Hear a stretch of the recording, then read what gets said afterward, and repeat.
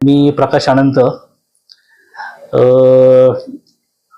पत्रकारिता या क्षेत्राचा मला पहिल्यापासून छंद होता, म्हणजे बालपणापासूनच. ॲक्च्युली शाळेत असताना माझं एक ध्येय होतं की मी एक टीचर बनावं. पण 10वी झाली, 10वी नंतर 12वी झाली, 12वी नंतर मी ITI केला आणि ITI नंतर माझं क्षेत्र निवडलं एक कामगार क्षेत्र.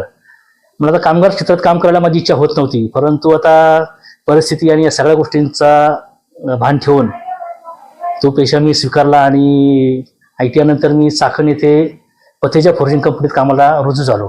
करायचो असं सकाळी 7ला घर सोडले की रात्री 8लाच घरी यायचो. 12 तास कंप्लीट बाहेर असायचो. 2 ड्युट्या मी करत होतो. त्याच्यामुळे मग मला असं करता करता सहज एक मनात राहिलेली इच्छा जी पत्रकारितेची ती जागी झाली. अरे मला आपण पत्रकारिता वगैरे केली पाहिजे. त्याच्यामुळे मग सुरुवातीला मी आमच्या इथेच असणाऱ्या एक साप्ताहिकात काम करायला सुरुवात